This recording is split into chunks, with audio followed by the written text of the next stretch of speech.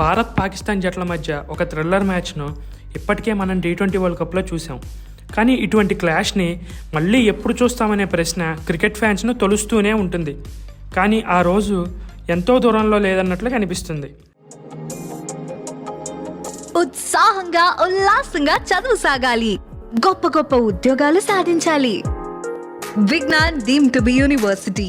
అన్నీ అనుకున్నట్లు జరిగితే మరో 8 నెలల్లో మరోసారి భారత్ పాకిస్తాన్ తలపడనున్నాయి.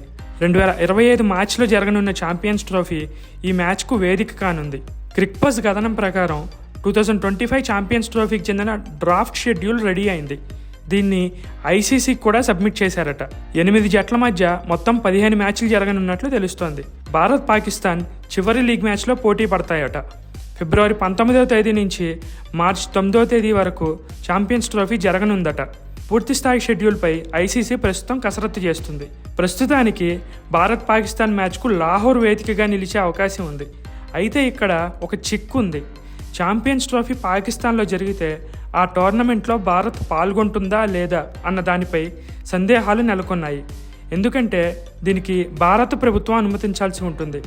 గతేడాది జరిగిన ఆసియా కప్ తరహాలో భారత్ ఆడిన మ్యాచ్లను తటస్థ వేదిక అయిన యుఏఈలో నిర్వహించారు. మరి ఈసారి బీసీసీఐ, భారత ప్రభుత్వం ఏ నిర్ణయం తీసుకుంటాయో చూడాలి. ఛాంపియన్స్ ట్రోఫీకి పాకిస్తాన్ క్రికెట్ బోర్డు లాహోర్, కరాచీ, రావల్పిండిలను వేదికలుగా నిర్ణయించినట్టు తెలుస్తోంది.